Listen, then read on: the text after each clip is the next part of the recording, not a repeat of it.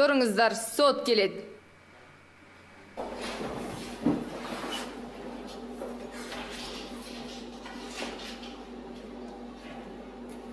Отырыңыздар.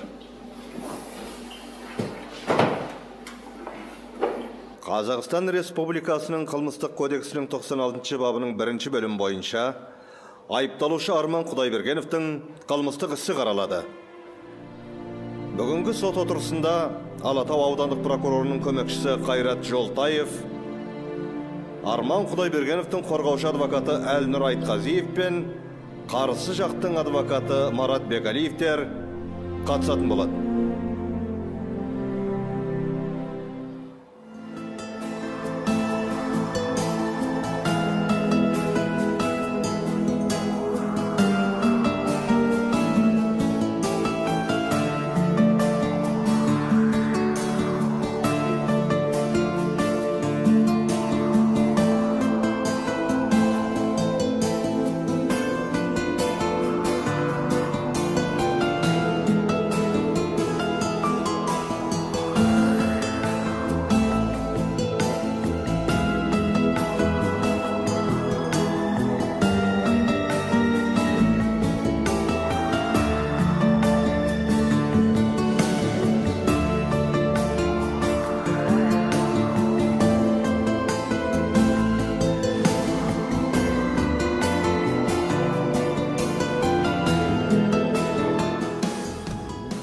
Біз кафеде мына қызға қалжыңдасқан болатынбыз. Сол кезде әлгі жігіт келді де бәрімізді ұрып жықты. Сол соққының салдарынан менің досым мерт болды. Бәріне кінәлі мына жігіт. Бұған қосарыңыз бар ма? Жоқ. Отырыңыз. Куәгер Өтепбергенова Құралай.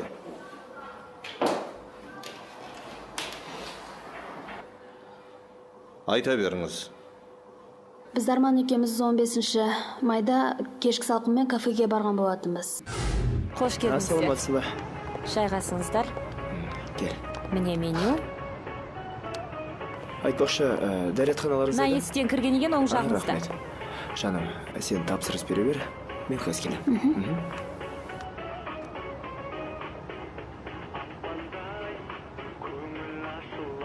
Че, не веришь, что ли? Иди. Да я тебе Опа. отвечаю. Смотри, какая девушка. Ну, давай познакомимся.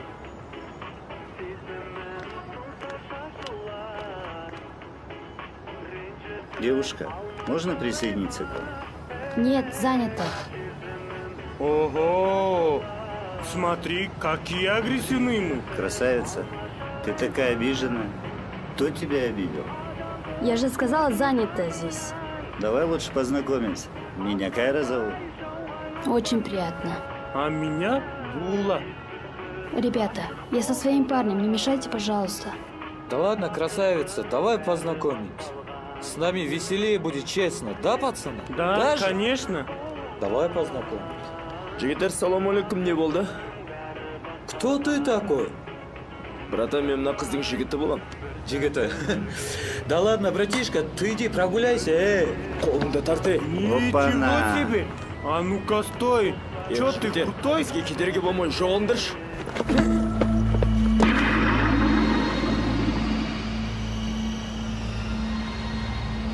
Скорая! Убили! Оған Арманның еш кінәсі жоқ. Өзі құлады. Как это так өзі құлады, а? Как это өзі құлады? Это же его вы убили вдвоем, сволочи, убийцы! Танышталыңыз. Айта беріңіз. Мен бәрін айттым. Қосарыңыз жоқ па? Жоқ. Отыра беріңіз онда. Айыпталушы, сіз өзіңізді кінәлімін деп санайсыз ба? Жоқ. Ағатай, мен ол жігітке саусағымды да тигізген жоқпын. Ол өзі. Да врет он, товарищ судья! Сволочь, я тебя сгною в тюрьме, ты понял, да? Танышталыңыз. Боже, убийца! Жалғастыра беріңіз.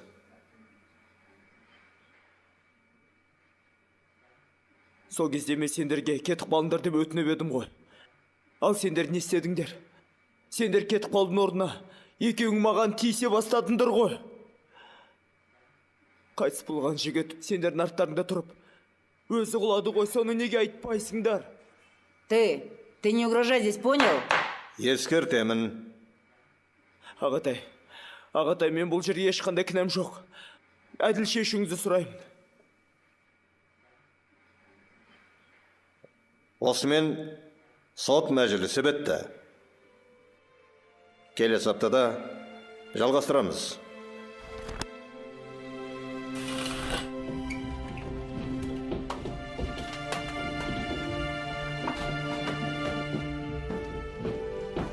Айыпталушы, бері шық. Арман. Құлыным. Арман. Жарығым. Құдайым, не істеп тұр?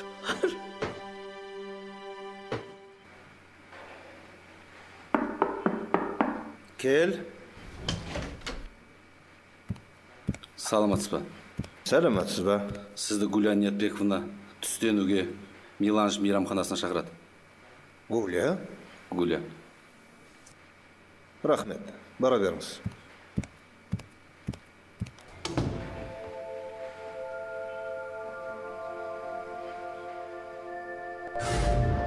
Жаным, менің саған арнайы сыйлығым бар. Бұл екеуміздің шынайы махаббатымыздың белгісі болсын. Арнайы қолдан сақтырттым. Күміс. Күміс? Тұра тұр. Мен сенің мойныңа тағып берейін.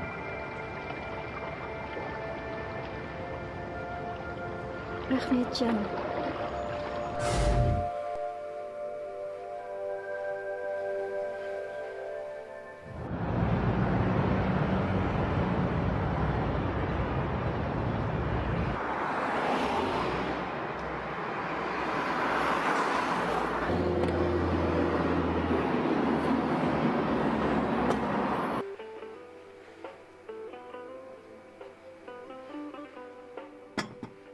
Ой, Серик, дорогой. Амансың ба, Гуля? Привет. Ага. Я тебя поначалу даже не узнала. Өзіңді Прекрасно выглядишь. қол бұрып кетіпсің. Серьезно? Әрине. Садись, дорогой. Рахмет. Воды налейте сюда.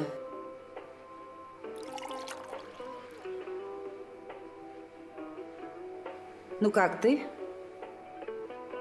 Құдайға шүкір, жүріп жатырмыз. Семья, дети? Отбасы, бала шағам бар. Хорошо, классно. Ну давай тогда. За семью?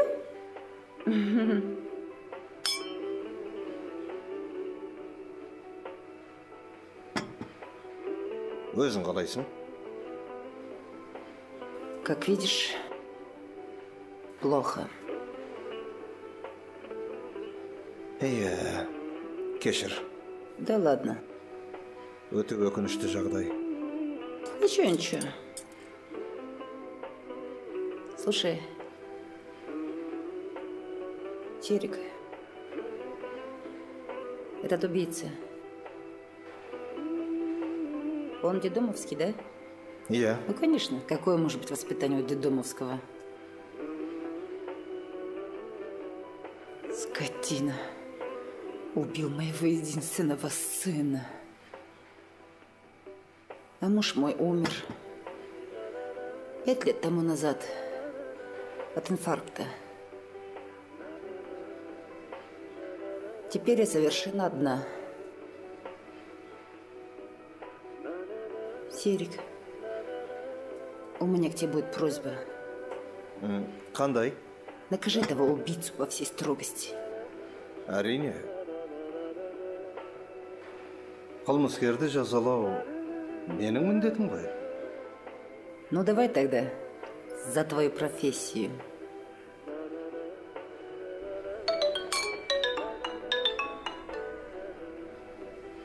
Ой, извини. Да. Гуля Ниетбековна, к вам звонили из корпорации. Срочно вызывают. Прямо сейчас, что ли? Да, прямо сейчас. Хорошо. Скажи, я еду. Хорошо. Вот так всегда. Ну, хочешь один раз отдохнуть по-человечески, и то не дадут, понимаешь? Вызывают, срочно вызывают. Дела. Ты, извини, как-нибудь в следующий раз давай встретимся. Жарайды.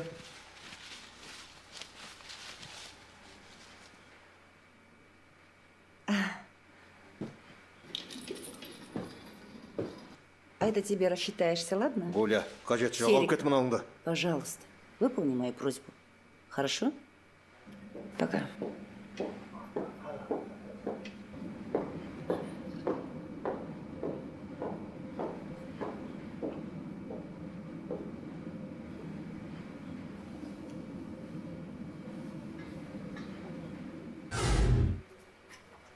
Жанна, өмір деген бір-ақ рет беріледі. Сонда сен Серікті қалай тастап кетпексің? Оның үстіне сенің аяғың ауыр. Қош, оның бәрі ерунда. Қалайша ерунда? Тастамағанда не істеймін оны? Оның үстіне түгі жоқ. Сорлы. Ал мына бала не істемексің? Ол менің балам. Оның үстіне Олжас мені сүйеді. Қымбат-қымбат сыйлықтар сыйлайды. Сен оның машинасын көрген жоқсың ғой. Ал әкесі оның замминистр.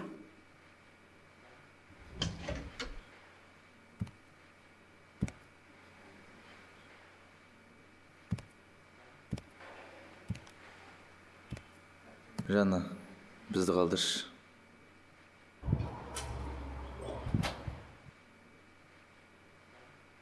Неге келдің? Мен саған айтып едім ғой, келмей енді маған. Жарайды. Солай ақ болсын. Сен мына баланы ойладың ба? Ертеңгі күн не болмақ? Оған сенің басың ауырмасын. Қалай ауырмасын, ол менің балам. Серік, тыңдашы. Мен сенен өтініп сұрайым, келмеші енді мұнда босқа. Қорқасың ба? Ана бай жігітін тастап кетеді деп. Жарайды, сен ұмытуын ұмытамау. Ана баланы қалай ұмытам? Ол сенің балаң емес. Не дедің? Не дедің? Тварь.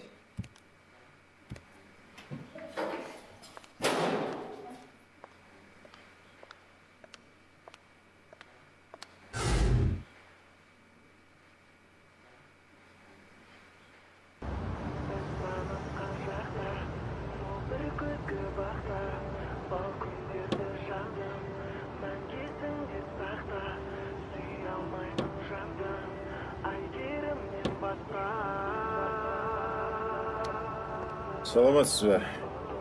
Менің сізге бір сұрағым бар еді.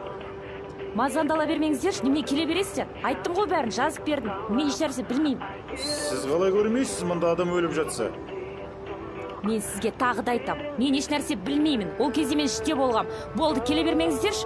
Сіздер үшін жұмыстан айырылатын жағдайым жоқ.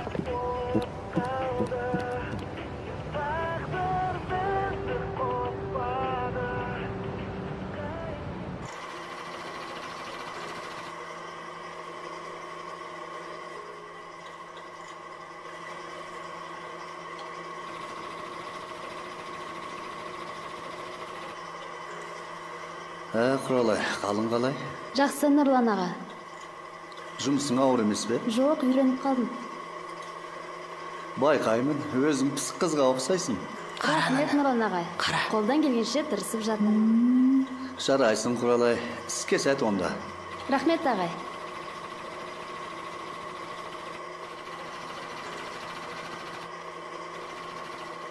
Хорошо, да. Ну пускай. Я отправлю к вам человека. Он этим займется. Здравствуйте, Галина Петровна. Хорошо, ладно. До свидания. Можно? Угу. Нурлан, заходи. Нам поступила новая заявка. Ты займись этим. Материалов у нас хватит, не хватит. Ты посмотри. Должно хватить. Ты, пожалуйста, проверь. И вот документы. Посмотри.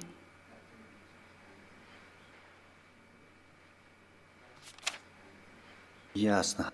Можно идти? Да, конечно. Хорошо.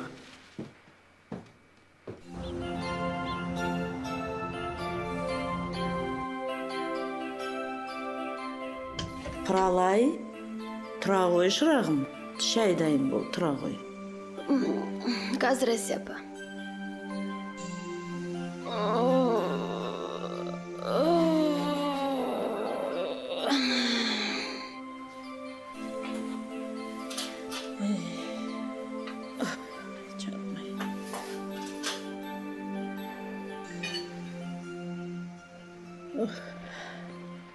Құралай келе ғой. О, Асияпа, сіздің болғаныңыз қандай жақсы. Бәрі дайын, рахат. Менің өстіп жүргеніме де шүкір де. О, не дегеніңіз, Асияпа? Сіз әлі жазылып кетесіз. Арман сізді жақсы хирургтарға көрсетемін. Айналайын, мен қойш, өздерің аман болыңдар. Мен өстіп жүргеніме де тәуба. Операция дейсің. Операцияға көп ақша керек. Ал ол бізде қайдан? Құралай, осы сенің әке-шешең мүлдем жоқ па? Асияпа, білмеймін. Мен туылғанда шешем роддомға тастап кеткен дейді. Шырағым. Мен сізге толғанда, Арман, детдомнан кетейік, өз күнімізді өзіміз көрейік деп детдомнан да кеттік. Сосын мына квартираны жалдап, енді некеге отырамыз деп жүргенде жағдай мынандай болып қалды. Балапандарым ау, Құдай алдарыңнан жарылқасын.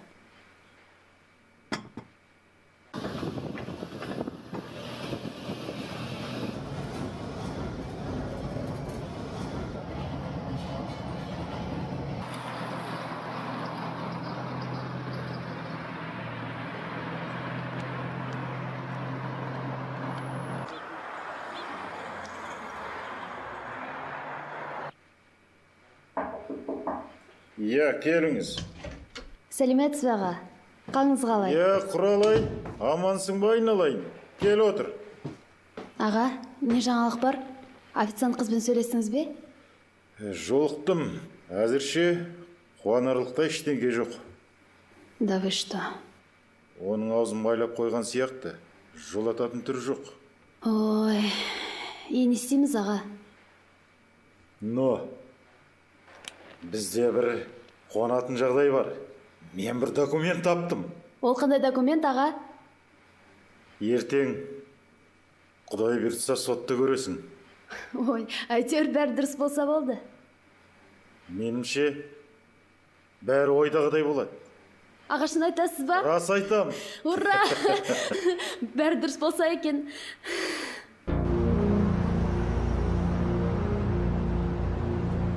Құрмет сот отырысына төрағалық етуші. Сотталушының әрекетіне қарайтын болсақ, қызғаныштан ызаланып ұрып соққан. Бұл детдомда өскендер кішкене қатыгездеу болады. Қалжыңдасқан үшін осылай ұрып соғуға бола ма? Менің ойымша, мұндай азаматтар қоғам үшін өте қауіпті. Сондықтан да қатаң жазалауыңызды сұраймын. Сот мырза, жәбірленушіге қатысты айғақты документтердің табылуына байланысты істі кейінге қалдыруыңызды сұраймын. Ол қандай құжат? Жәбірленуші бірнеше жылдан бері наркодиспансерде есепте тұрған туралы анықтама. Осы анықтаманы іс құжатқа тіркеуіңізді сұраймын.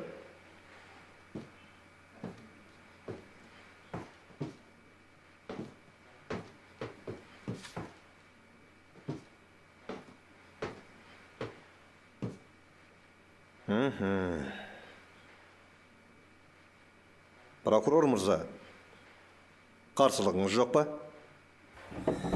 Қарсы емеспін. Адвокат, сіздің ше? Жоқ, қарсылығым жоқ. Сотталушы.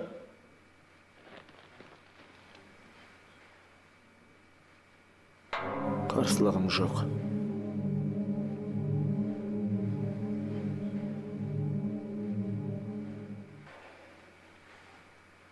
Сот отырысының жалғасы келесі жұмаға қалдырылды.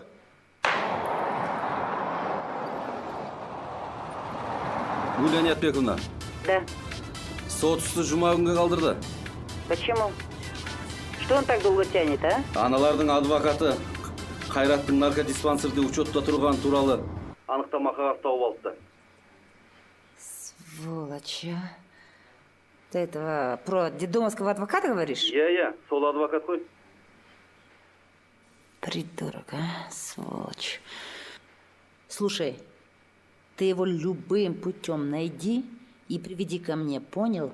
Түсіндім. Давай, действуй. Жақсы. Блин.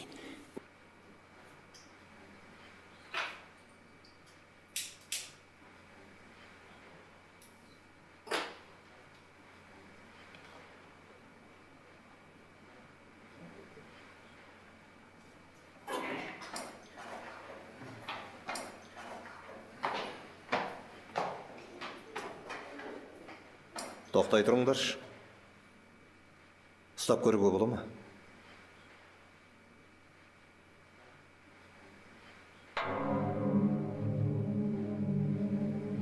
Сен мұны қайдан алдың? Анам берді. Анаңның аты кім? Әсия. Әсия? Қайда тұрады? Тілендиев 133.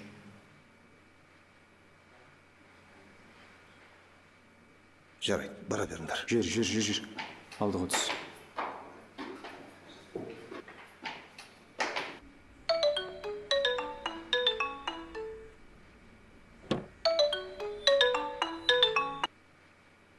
Алло. Здравствуйте. Мне нужен начальник следственного отдела. Я слушаю вас. С вами говорит Гуля Неотбековна от Ермека Муталиева. Помните? Да, конечно. Слушайте, почему вы до сих пор не можете выбить из преступника всю правду, а? Я говорю про детдомовского убийцу. Да, сделаем. Давайте быстрее, чтобы его быстрее по всей строгости судили. Поняли? Конечно, сделаем. Ну все, давайте. Угу.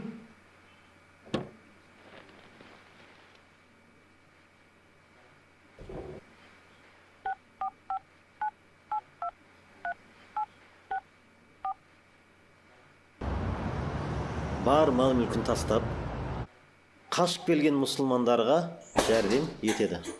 Сол қол үшін созған адамдарға ансар деген ат беріледі. Қоя тұр бұл. Көр. Кел бауырым, кел. Бауырым, сонымен сот қалай болды?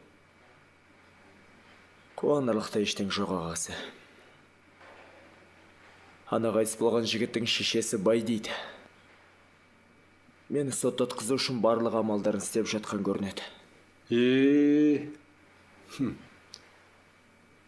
Онда жағдай онша мәз емес екен. Бауырым, таныс тамыр демекші, ақша ұсынып көрмедің бе? Қайдағы таныс, қайдағы ақша? Мен жалғызбын, детдомда өстім ғой. Детдомда дейді? Ничего страшного, братуха. От звонка до звонка сидишь. Эй! Атабаев на выход. Жалғыздың жары Құдай бауырым, сені құтқаратын да, қолдайтын да бір Алла, ала ғой.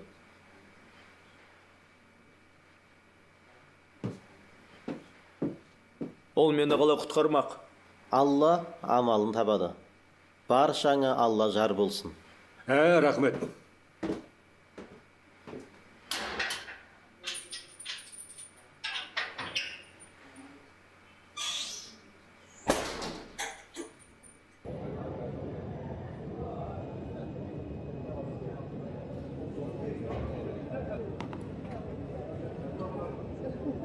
Құралай, жүре бер, мен төлеймін. Жоқ аға, рахмет, өзім төлеймін. Жоқ, өзім төлеймін. Екеуін бірге есептеңіз. Рахмет ағай. Рахмет.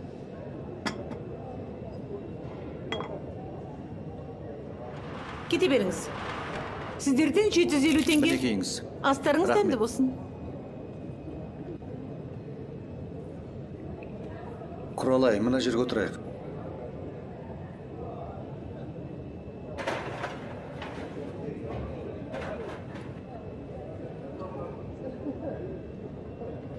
Асың дәмді болсын. Рахмет аға, сізге де.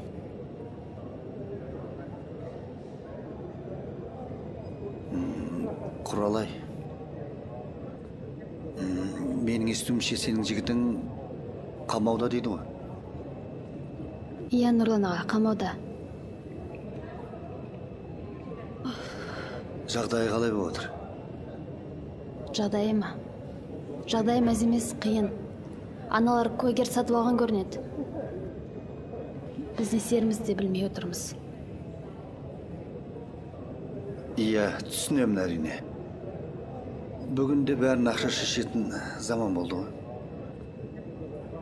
Иә, солай болып тұр. Нұрлан аға, мен тіпті не істерімді де білмеймін.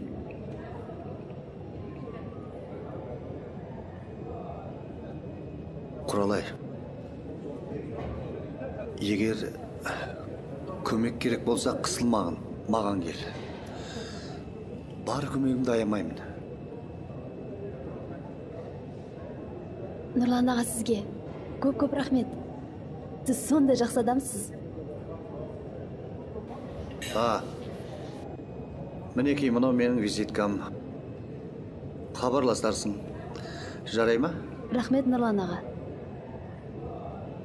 Байқаймын, кейінгі кезде сипалақтап қайта стажерге келгіштеп жүр мынау. Ой, сорлы, сүйкімсіз. Қалай олмайды десен? Енді қалған осы еді оған.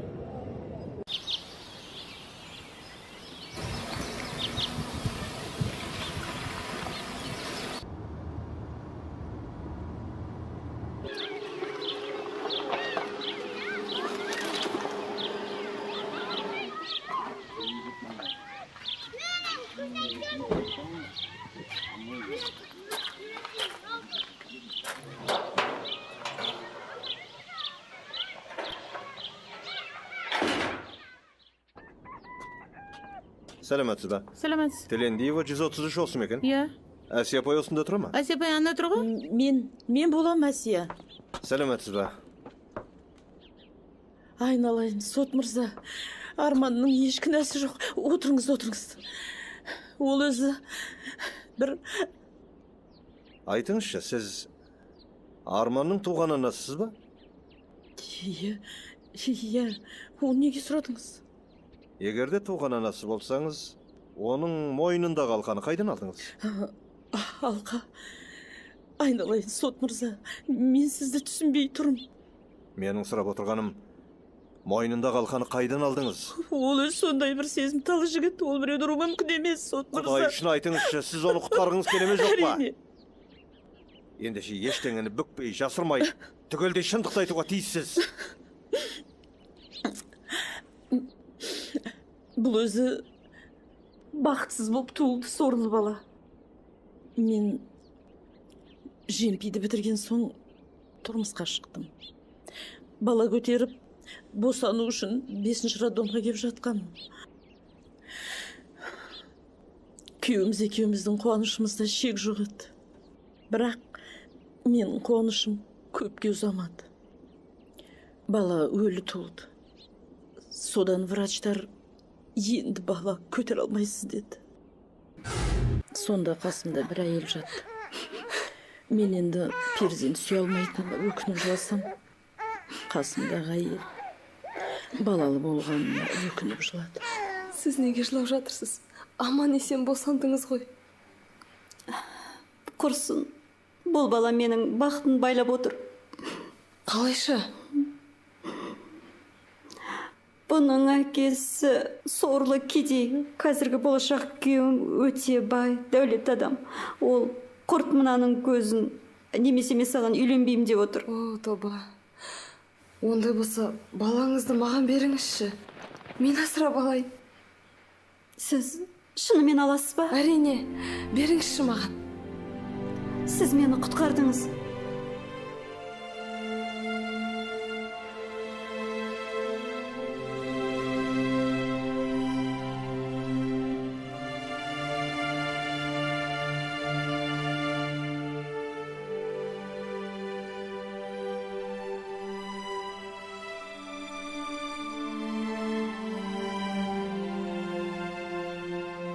Мынаны да алыңыз. Мұны осының әкесі берген. Өскенде мойнына тағып қоярсыз. Сөйтіп, менің арманым орындалып, баланың атын Арман деп қойдым. Түсінікті. Ол келіншектің аты Гуля болатын. Сіз оны қайдан білесіз? Қалай білмейін. Өйткені ол менің балам. Рас па? Рас. Сот мырза, шыңызды айтып тұрсыз ба? Әрине шын. Арманның әкесі сіз ба? Иә. Сабырлы болыңыз. Енді сізге сабырлы болу керек, және бұл туралы ешкім білмейтін болсын, жарай ма? Маған мынаны айтыңызшы. Арманды неге детдомға тапсырдыңыз?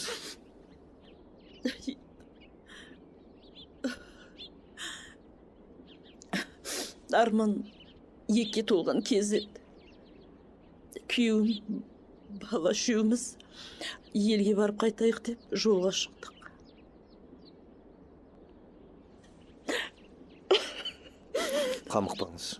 Қамықпаңыз. Содан жолда аварияға түстік. Күйеуім сол жерде көз жұмды. Қиын болған екен.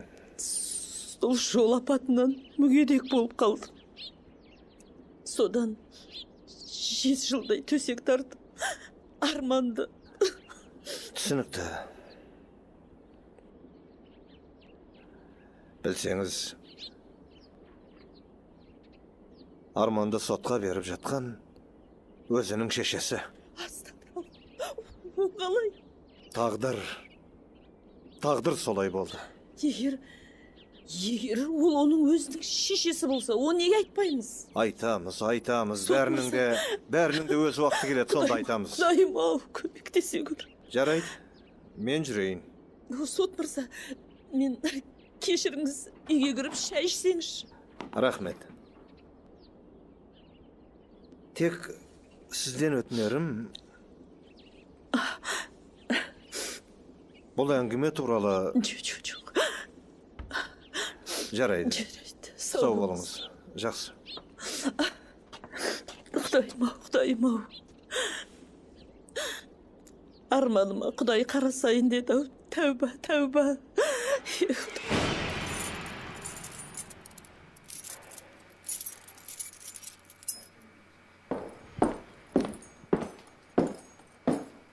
Шығар.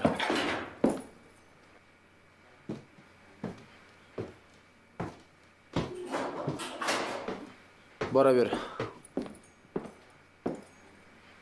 Ал, кінәңді өз еркімен мойындайсың ба? Аға, мен ешқандай кінәм жоқ.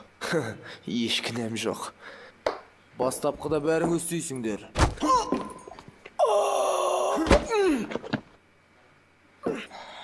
Мойындайсың ба? Аға, мен ешқандай кінәм жоқ.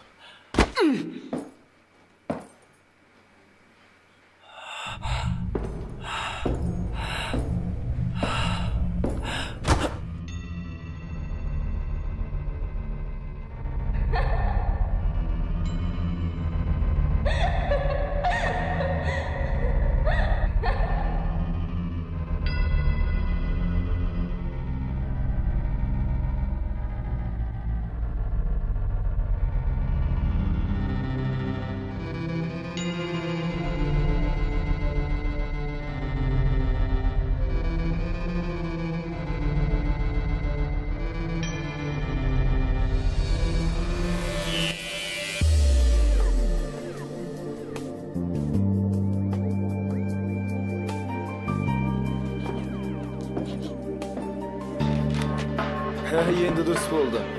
Баяғыдан өсімейсің ба? Ағатай, қоя тұрыңызшы. Ағатай! Аға, бұлар бізде несіп жатырсыз?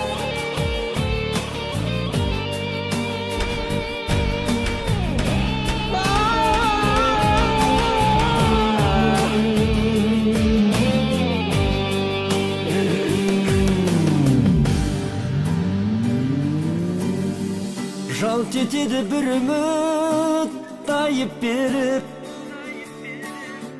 жалынамын жанымдай жайып көріп, қаным сыймай барады арнасына, қосылғандай ілеге жайып келіп. Жарығым-ай, тұман торлап жүзіңе қалғаным-ай, деуші еді ғой жалғыздың жарығыдай, неге таси береді қаным одай, жарығым-ай. Қосылғанда екі өзен тасығанда, қалғармаймын жағаға асыламдан.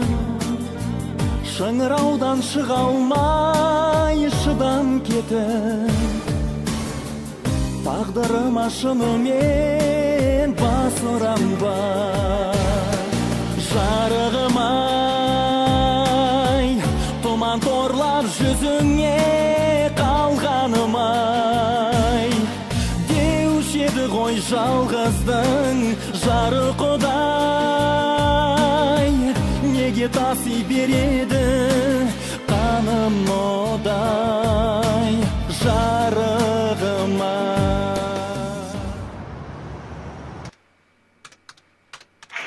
Сәлем. Сәлем. Бос па? Я босс. Да. Гуля Нетбековна, мына кісі дедом баласының адвокаты.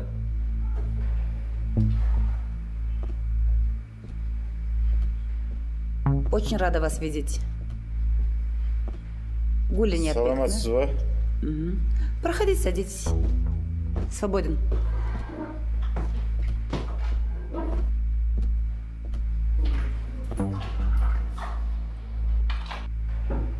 Господин адвокат, давайте сразу к делу, да? Я понимаю. Вы профессионал своего дела. Детдомовский мальчик, которого вы защищаете. Хорошо вам платят? Жоқ, маған мемлекеттің бюджетінен төленеді. Госбюджет? Иә. И что, хватает? Құдайға шүкір, өмір сүруіме жетеді.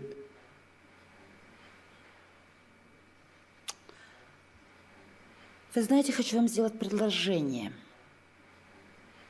Я вам заплачу намного больше.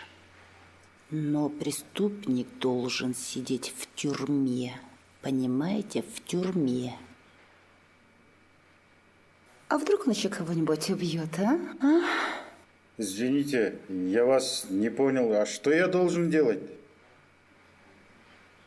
Как раз таки ничего. Ничего. Понимаете? Надо просто сидеть и ничего не делать.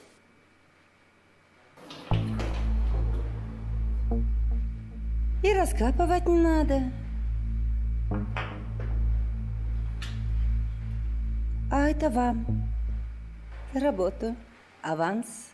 Берите. Берите, берите. Не стесняйтесь, берите. Теперь понятно. Ага. Ну и отлично. Ну и договорились. Как люблю я понятливых людей, а? Ага. Если что, обращайтесь. Алмат! Проводи господина адвоката. До свидания. Жақсы. Приходите.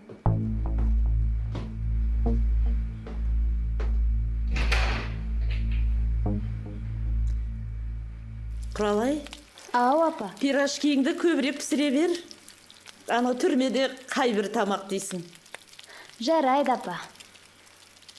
Арман картошкамен жасалған пирожкиді жақсы көреді. Ой, апа, мен де жақсы көрем ғой картошкамен. Онда көбірек пісіре бер, мен де жақсы көрем. Бәріміз бір тойып жейік. Мама. Мама деген келсе, мама дей бер. Мен өмірімде ешкімді мама деп көрмегем. Мама дейінші сізді. Айта ғой жаным. Мама. Келе ғой, кел.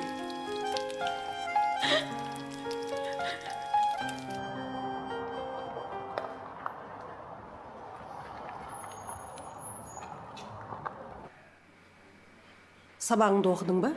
Оқыдым. Әкелерің келді ғой, көрш. Әкем ғой келген. Әке! Тамағыңды ішіп болсаң, жата ғой. Әкең шаршап келді ғой деймін.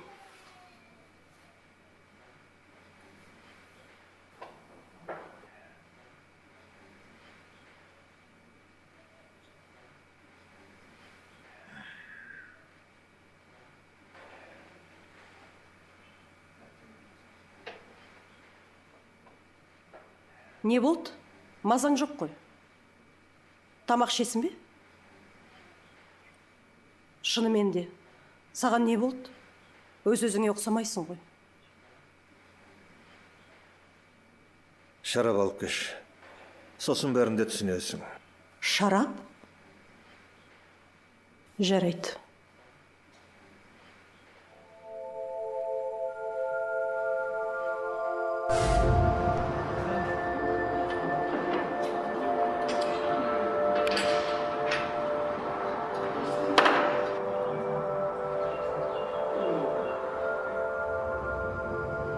Сен көп уайымдай берме. Бәрі де дұрыс болады. Ол мені кедейсің деп мазақ етті. Ол баланы ойлап тұрған жоқ. Енді ол бала өз әкесін бұл өмірде білмей кетеді. Ертең бала ері жеткеннен кейін өз-ақ өз әкесін тауып алады. Қайдан табады ол? Қайдан табады? Ол білмей кетеді мені бұл өмірден.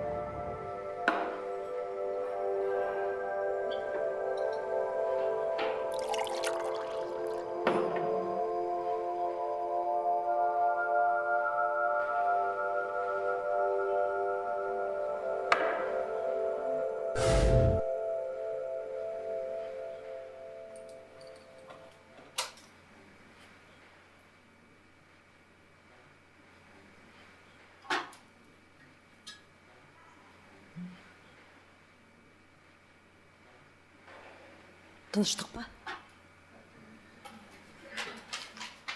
Айтсайшы енді. Не болды? Есіңде ме? Студент кезімізде Гуля деген қызбен... Иә. Оны неге сұрадың? Сол екеуміздің арамызда бала болған еді ғой. Ол туған кезде шетінеп кетті деп айтып еді ғой. Шетінемепті.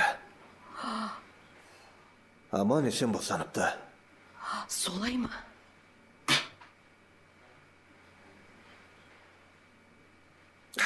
Сол баланың тағдыры қазір қыл үстінде тұр.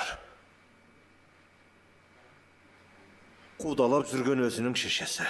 Не дейді? Ол бала қайда екен? Түрмеде отыр. Астапыралла.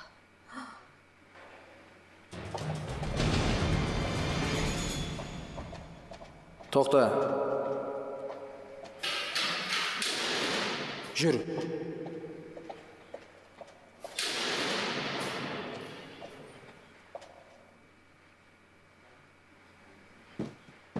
Ксения.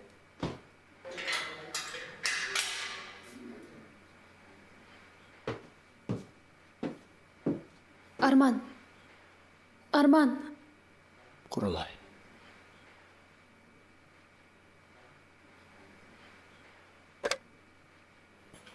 Арман, қалайсың?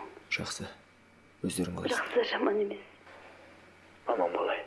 Жақсы. Саған сәлем айтып жатыр. Саламат болсын. Арман, саған не болған? Мазаң жоқ қой. Жаныма менде қайдағы маза. Бәрі бітті. Түсінбедім, Арман. Қорқытпашы олай. Қорқатын еш нәрсе қалмады. Не болды, Арман? Жен.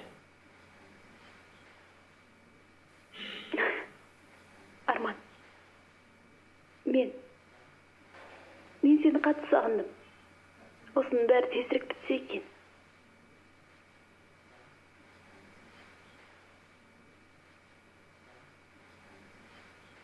Құралай.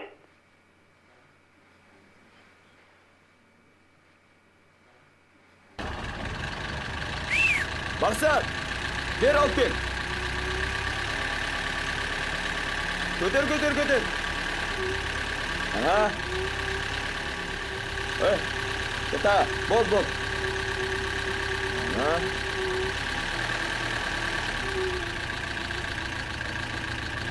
О, бәрекелді. Арман. Рахмет. О, жаным. О, балапаным, жұмысың қалай? Жаман емес. Швейный фабрикаға жұмысқа орналастым. Бәрекелді. Енді көп ұзамай некеге тұратын боламыз. Жаным, ешқандай қиындыққа қарамастан мен сені бақыт етем. Рас. Мен сені бақыт етем. Арман. Арман. Саған не болған? Есінде мен саған уәде бергенім. Еш қиындыққа қарамастан мен сені бақытты болам дегенің есінде ме? Әрине. Әрине есінде жаным. Сол уәдем бекер болды. Түсінбедім, Арман. Саған не болды? Мен сотталатын болдым. Арман, сен деп тұрсың, өтірік қой. Арман. Арман, сен өтірік айтып тұрсың ғой, я, Арман. Құлай. Сен өте әдемісің, сұлусың. Әрі жассың. Сен мені күтпей-ақ қой. Арман, неге олай дейсің, Арман? Өміріңді қорлама. Арман. Өз бақытыңды ізде. Неге олай дейсің, Арман? Мен өлтірдім деп қол қойып қойдым. Арман, сен өлтірген жоқсың ғой, неге қол қоясың, Арман? Сен кінәлі емессің ғой, Арман. Мені мәжбүрледі. Қалай, Арман, сен кінәлі емессің ғой. Арман. Кешір мені, Құралай. Арман, сен кінәлі емессің ғой. Арман, қалайша бұл? Қазір. Арман. Арман. Болатын болдым. Арман, сен не деп тұрсың, Арман? Уақыт бол. Арман. Арман, сен не деп тұрсың, Арман? Өлтірдім деп қол қойдым. Арман, неге Арман, сен кінәлі емессің ғой? Арман, кінәлі емессің ғой? Уақыт, тағдыр бізге оңнан қарамады. Арман, кетпе.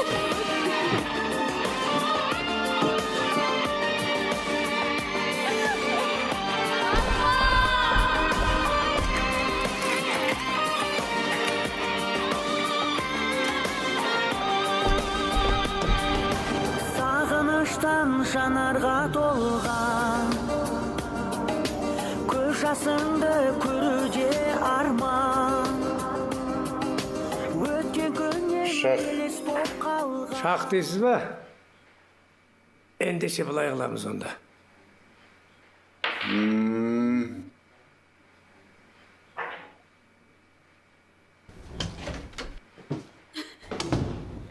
Аға, мен Арманмен жаңа ғана кездестім. Қалай екен? Өлтірдім деп қол қойып беріпті. Неге? Білмеймін, аға, ұрып соқты, мәжбүрледі дейді. Аға, өтінем, көмектесіңізші. Ереке шығатырмыш. Енді мен не істеймін, аға, көмектесіңізші маған. Сабырет айналайын. Аға, өтінем, көмектесіңізші. Жылама, отыр. Аға, өтінем, көмектесіңізші. Сабырет айналайын. Мен бұл істі аяқсыз қалдырмайым. Мә, кішкене су ішші. Жылама. Мен қазір қалалық сот, міне, қалалық прокуратураға хат жазам. Жылама. Мен бұл істі аяқсыз қалдырмайым. Аға, егер Арман сотталып кетсем, мен қайда барамын? Біз онdan өз еркімізбен кеттік қой, аға. Егер ол сотталса, мен далада қаламын ғой, аға, өтінем, көмектесіңізші. Жылама айналайын. Енді мені қайтып қабылдамайды ғой, онда, аға, өтінем, көмектесіңізші.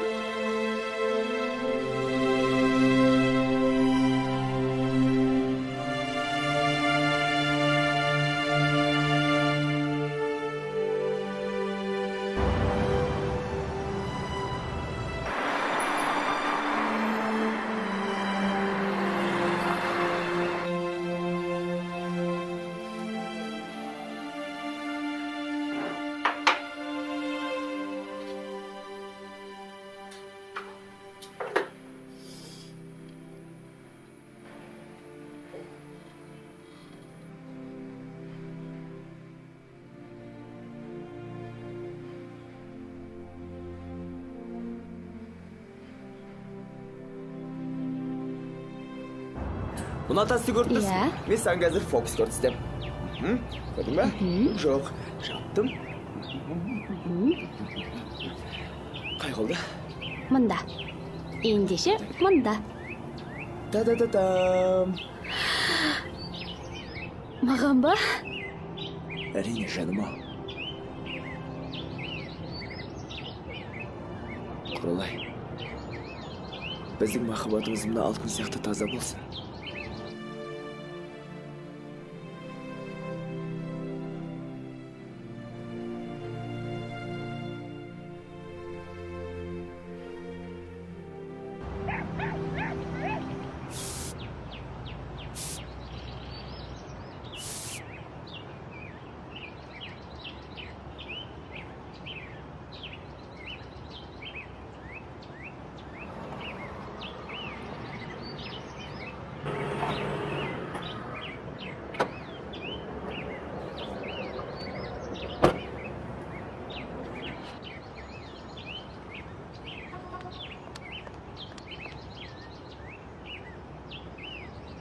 Сәлеметсіз бе, сот мырза? Сәлеметсіз бе. Мен Арман Құдайбергеновтың қалыңдығы едім.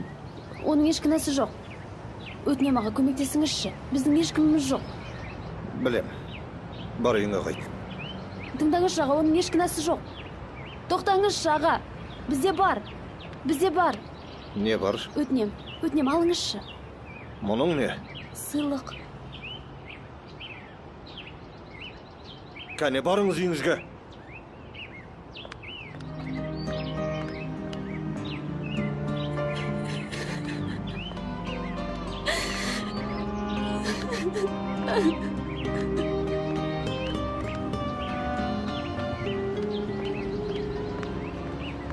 Не болды сізге? Не болды? Қызым ау, не болды? Басыңызды көтеріңізші. Скорыйды шақырыңыздаршы, скорый!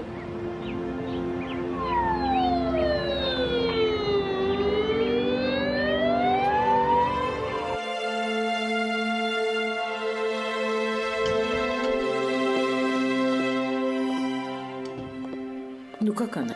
Уже лучше.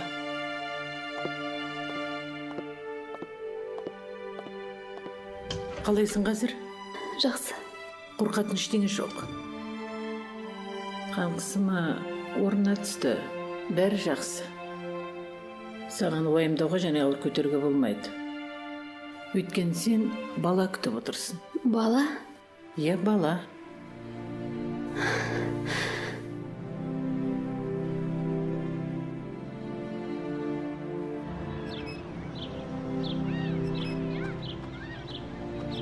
Тұр, бұл менің качелем. Тұр деймін. Тұрмай, дедім ғой саған. Жібер мені. Жібер. Етеспе. Не? Кет дедім мен саған. Енді бұл қызға тиісуші болма, ұқтың ба? Көреміз әлі.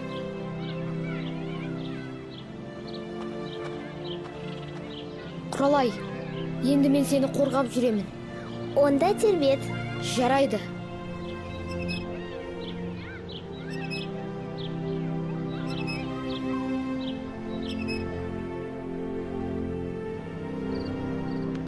Арман, осы сен айтшы, өскен кезде кім болғың келеді? Мен ба?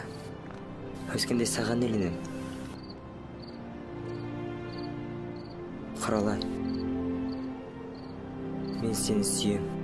Келешекте біздің баламыз болады. Әлі бақытты өмір сүреміз.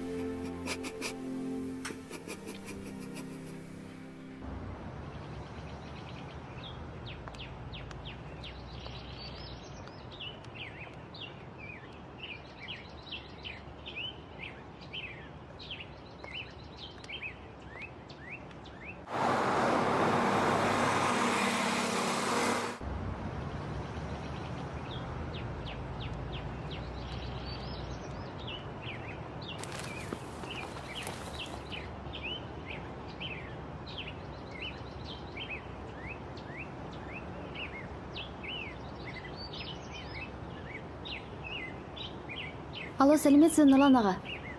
Бұл мен ғой, Құралай. Жақсы, өзіңіз қалайсыз? Нұрлан аға, сіздің көмегіңіз керек болып тұр маған. Иә, жақсы онда. Аға, жақсы.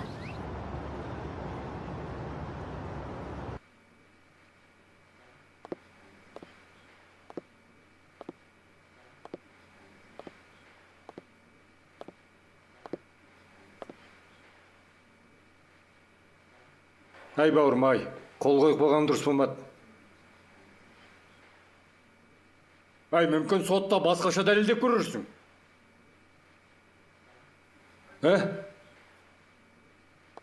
Мені ғой шағасы. Ана құралайым не болып жатыр екен? Қызың ба не? Иә, жап-жас. Сен оған уайымдама, ол басқа біреу тауып болады. Ол ондай емес. Да все они такие. Басында өлем, сүйем, күйем дейді да, на самом деле они все проститутки. Да пошел ты! Ты че, сука, детомский, Кончайте, Следите за базаром.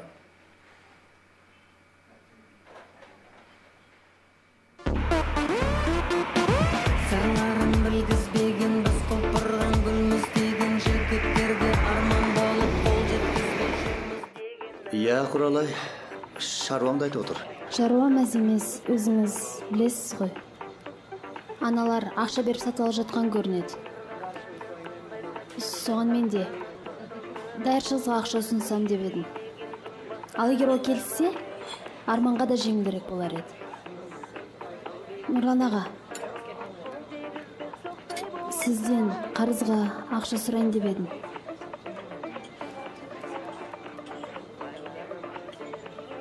Нұрлан аға, $1000 бере тұрасыз ба? $1000? Әрине, ол мәселені шешеміз ғой. Рахмет сізге, Нұрлан аға. Бұл қарыздарымнан да құтыларым жайлап. Кел онда, мына шараптан алып қояйық. Аға, мен ішпеймін ғой. Жақсылық үшін аздап ішуге болады ғой. Жоқ, Нұрлан аға, маған болмайды. Кел, енді соғыстырайық.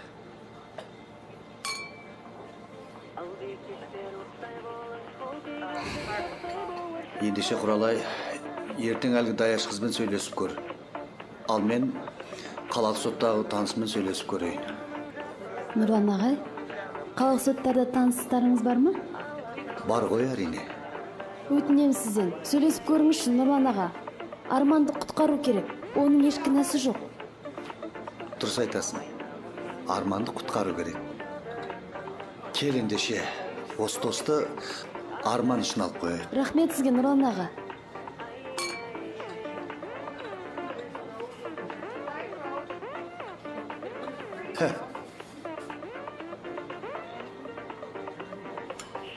Тамақ ал.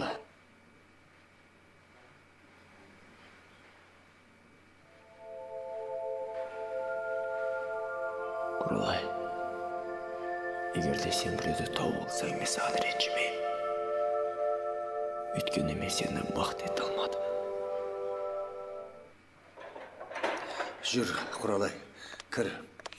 Біз Арманды қалайда құтқаруымыз керек. Мұна мен тұрғанда сен ештеңеге уайымдама, жүр. Аға, мен осында тұра тұрайын сізді күтіп. Жоқ, Құралай, мен мынандай әдемі сұлу қызды далада қалай қалдырам? Жоқ, жүр, кірейік. Сен о жағынан қам жеме, үйге кірейік. Төрлет. Қысылма, кіре бер. Жоғары шық.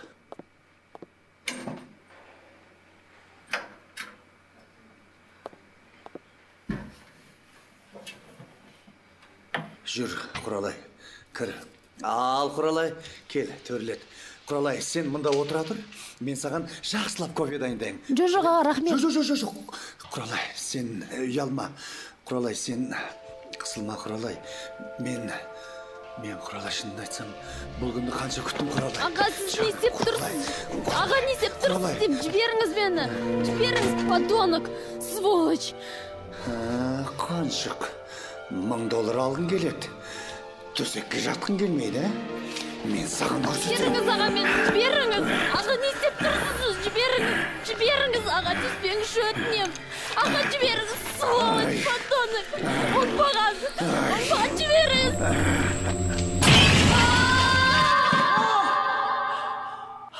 Не болды? Шайға шабан түс көрдім.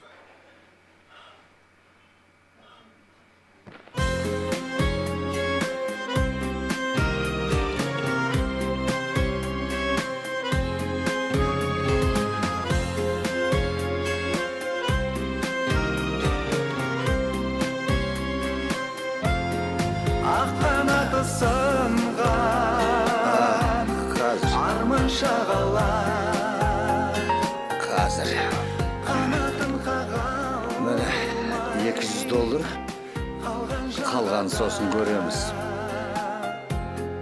Көнем бәріне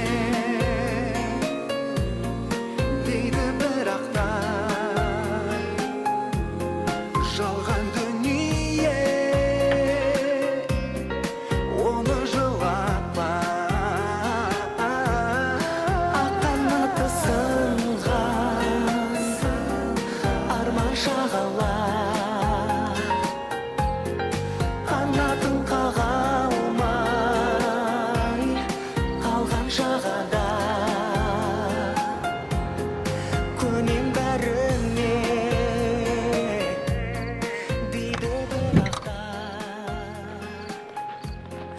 жалған дүние. Құралай, қайда жүрсің жаным ау? Сен кешкенге мен уайымдап. Достарыммен отырып қалдым. Біреулер ренжітті ме? Даусында діріл бар ғой жаным ау. Жоқ, мама. Қасымда арман болмаған соң көңілім босап. Біз өстіп қойды ғой. Құдайым ау. Сәлеметсіз бе, не қалайсыз? Міне меню. Сәлеметсіз бе? Мен сізге келдім. Мен сіздерге айттым ғой, неге келе бересіздер? Келе бермеңдер, шаршаттыңдар ғой адамды. Мен сіз түсінем. Немене түсінсе келе бересің? Құрбым, сенен басқа ешкім көмектесе алмайды бізге. Өтінем, ертең сотта келіп бар шындықты айтып берші. Арманды 10 жылға сотта қала жатыр. Өтінем сенен. Мынаны алшы. Немене, осы $200 мен осындай тірлікті бітірем деп ойлап тұрсың ба? Құрбым, бар тапқаным осы. Сендер сияқтылар мына жерде былай. Сонымен әрқайсың арттарын жауып жүреді екен ғой $200-ға. Ей, мені кім ойлайды сонда? Әкесі өскен жетіммін мен. Әкесі дейсіз бе? Ал менің ешкімім жоқ. Мен детдомда өстім. Әке-шешенің кім екенін де білмеймін. Жалғыз арман еді бақытым. Оны да сотта қала жатыр. Оның үстіне аяғым да ауыр. Өмір әділетсіз екен. Менің басыма түскен ауырлық сіздің басыңызға түспей-ақ қойсын. Өтінем, тек қана сотта бар шындықты айтып берсеңіз болды. Көмектесіңізші.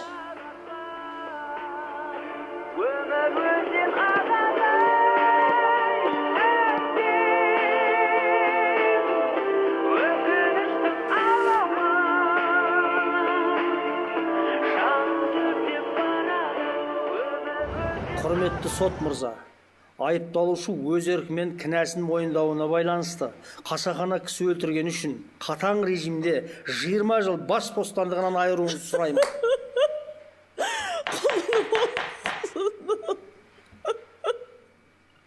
Айыпталушы,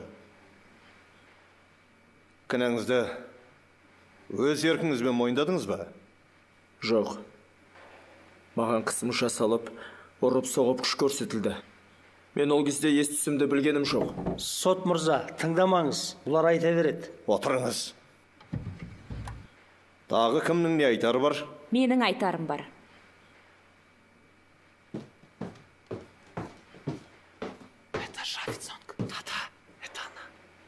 Сот мырза, мен Ақпанова Әсел. Сол кафеде даяшы болып жұмыс істеймін. Мына сотталушы Арманға байланысты оқиғаның куәгерімін. 15 мамыр күні мен сағат 6:30-дарда жұмыста болатынмын. Сол уақытта мына қызбен мына сотталушы жігіт екеуі келген болатын біздің кафеге. Ал қайтыс болған жігіттің артта отырған екі досы үшеуі бірге келген. Әрине, әдеттегідей ішіп алған. Олар бізге жиі ішіп келетін. Сөйтіп, елдің мазасын алатын. Дәл сол күні олар мына қызбен жігітке де өздер бірінші тиіскен. Сотталушы бала кінәлі емес. Сіз алғашқы түсінікті мүлде басқаша бермедіңіз ғой? Дұрыс айтасыз. Мен олар қорқытты. Құртамыз деді. әкесіз өсіп, өмірдің қиыншылығын мен көрдім бе десем, мыналардың тас жетім детдомда өскендігін білгенде жай жата алмадым. Құрсын, бүйтіп жетімге қиянат жасағанша өлгенім артық деп әдейі ел. Сот мырза, бұның айтқанына сенбеңіз. Бұл кісінің айтқанының бәрі жалған. Тыныш.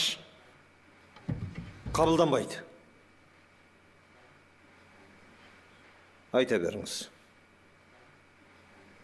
Сот мырза, сотталушы жігіттің еш кінәсі жоқ. Қайтыс болған жігіт өзі құлады. Мен айтып болдым. Отырыңыз. Айналайын. Сот үкім шығару үшін кеңесу бөлмесіне кетеді.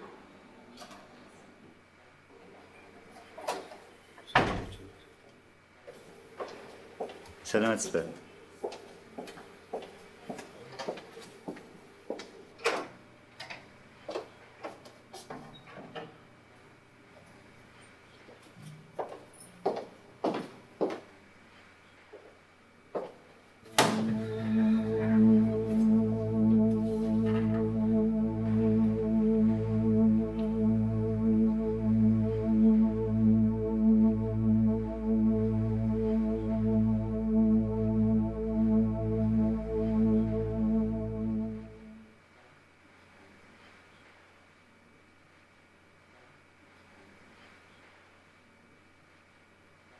Тұрыңыздар, сот келеді.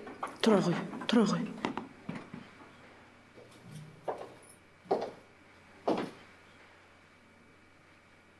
Қазақстан Республикасы атынан үкім етем. Қазақстан Республикасы қылмыстық кодексінің 96 бабының 1 бөлімі бойынша айыпталушы Азамат Арман Құдайбергеновтың қылмысы дәлелденбеген үшін қылмыстық іс тоқтатылып, айыпталушы сот залынан босатылсын.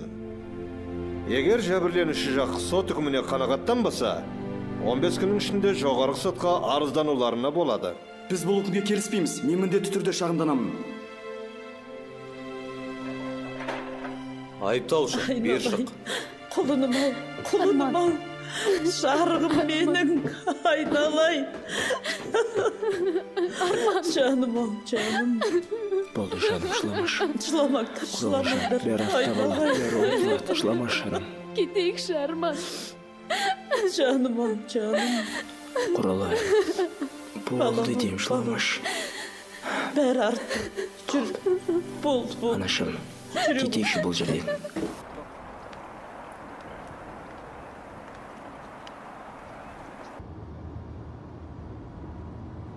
Алло, Гуля Нетбековна. Да. Жағдай мәз емес. В чем дело? Детдомский баланы босатып жіберді. Чего? Прям зал сотынан босатып жіберді. Что, он охренел, что ли? Я спрашиваю, он охренел? Білмедім. Полежи, я сейчас подойду. Сука, я сейчас им покажу.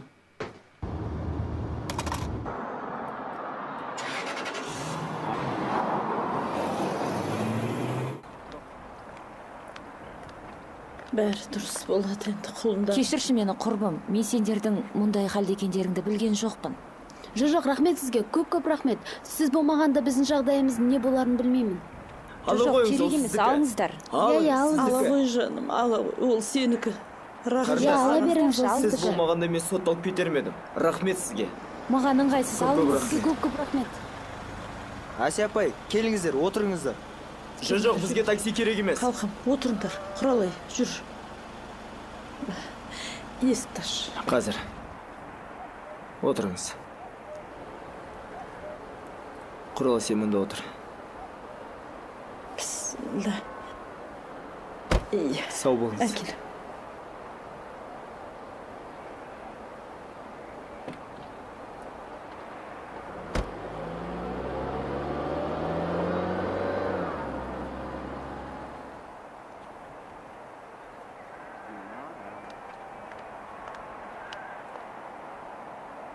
Слушай, ты, Серик, ты что, свихнулся, да? Ты что, его освободила, а? Ты мне мстишь, Гуля. да? Ты неудачник, твою мать. Тоқтасаңшы. Чё подожди? Ты неудачник. Тыңдашы. Ол сенің ұлың. Чего? Слушай, ты, вонючий судья, ты что говоришь, а? Ол біздің ұлымыз. Чего? Какой же сын, а? Ты что, рехнулся? Мен асырап алған анасында болдым. Ол кісі маған бәріне түсіндіріп айтты. Ол біздің ұлымыз. Баяғыда сен оны шетінеп кетті деп мені алдаған болатынсың. Шетінеме етті. Тірі екен. Бәрде өтірік екен. Ол тірі. Қазір күт. Біз саған бәріміз бірге барамыз. Чего? Ужас. Кошмар, а?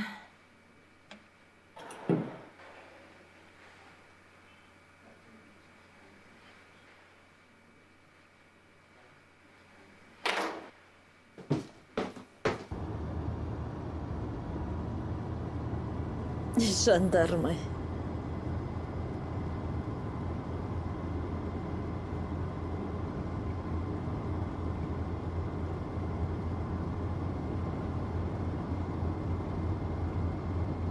Айтпақшы, сенің жұмысың қалай?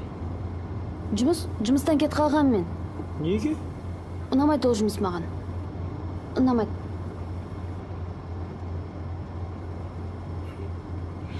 Ештеме жоқ. Біз басқа жұмыс табамыз, я?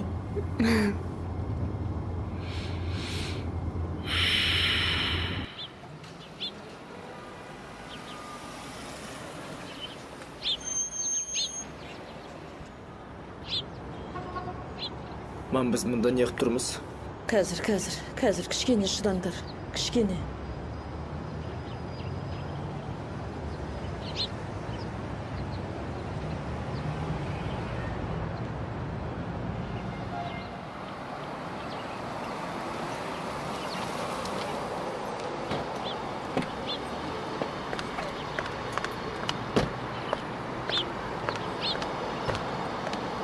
Аға, барлығы машинада. Жарайды, мұна көлікке сен отыр.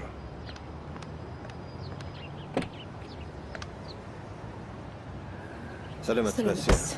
Қалыңыз қалай? Құдайға шүкір. Аға, әділ шешіміңізге рахмет. Яғы сізге көп рахмет. Жарайды, жүрейік ендеше.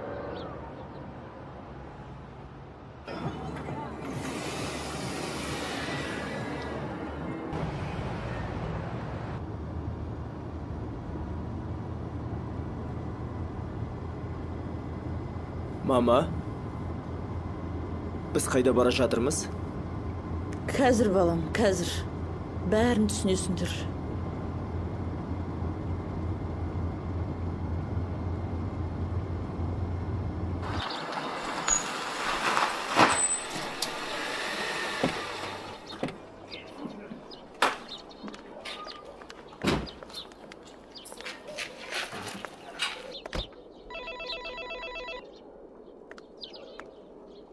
Открывай. Кто там? Мы Гуля Ниетбековна.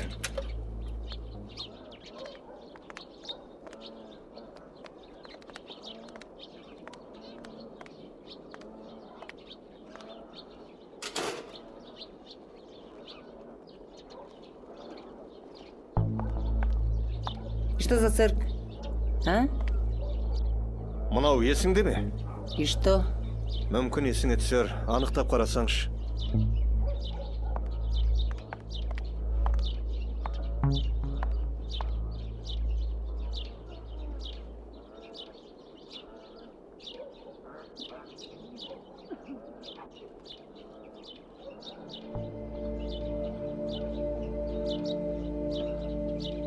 Құрбым, мен сізді таныдым.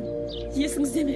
Мен сол Асиямын ғой. Есіңізде ме? Осыдан 20 жыл өтті. 5-ші роддомда мен сол Асиямын ғой. Сұрадым сізден, құтқарыңызшы, соттатқызбаңызшы арманымды. Мама. Сіз анасысыз ғой. Сіз ғой осының туған анасы.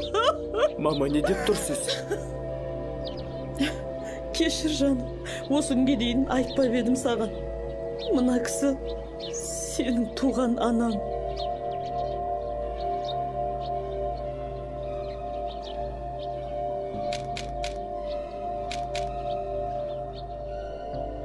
Ал мына кісі сот мырза, сенің туған әкең.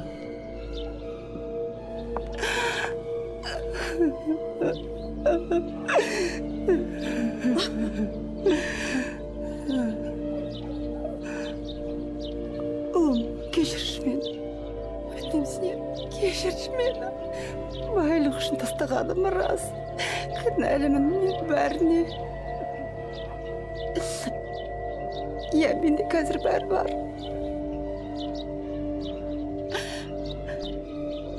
Қайсыңда қаласаң осында қожайын болып қал. Бала, кешірші, мен кінәлімін, сенің алдың. Арман, сенің тағдырыңның бұлай болуына мен де кінәлімін. Бірақ өткен өтті ғой. Болашақта сен екеуіңнің бақытты болуларың үшін барымды саламын.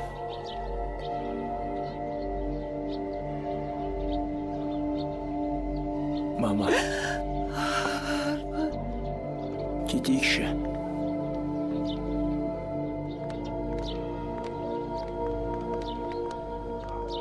Арман, мен жеткізіп салайын. Жоқ, рахмет. Біз өзіміз.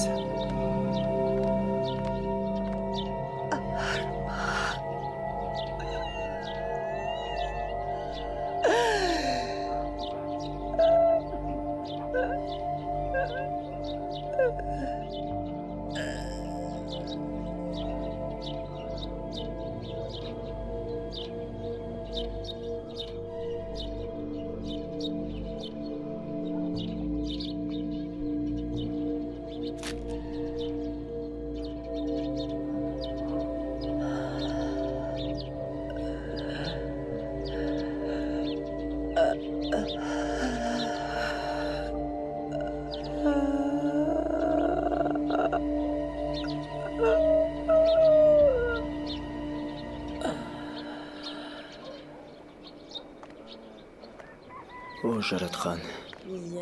Бұл менің өңім бәлді түсім бе? Жоқ, Арман, бұл сенің өңің. Енді сен миллионерсің, бізден аулақ жүр. Жаным сол, құрысын бәрі. Менің байлығымда, бақытымда сенсің. Иә? Мұна қыз не дейді? Кәне бергеш өзі. Мынау бәлі естімеген. Қалайды үйтіп жұлқылауға болмайды енді. Ойбай, не болып қапты соншама? Сен әлі айтпағансың ба? Ай, айтсаңдаршы енді. Айтамыз. Неге айтпаймыз? Құдай қаласа, Құдай аманшылығын берсе, менің құлыным жақында әке болады. Әке? Иә. Жаным рас па?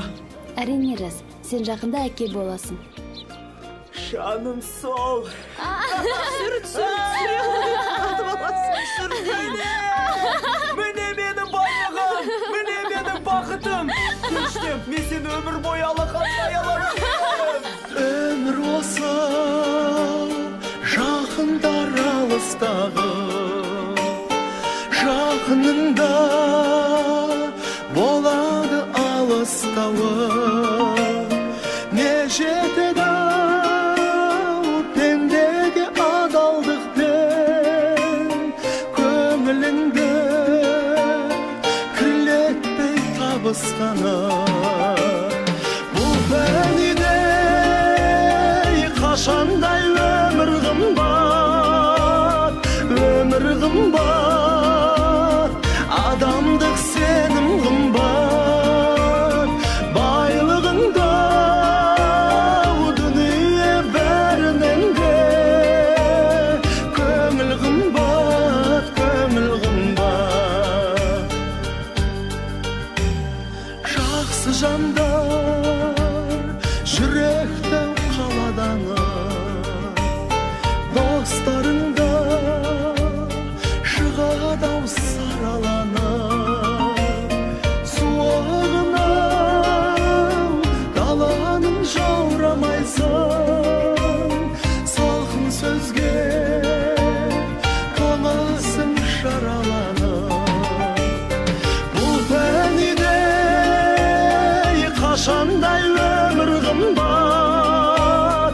өмір қымбат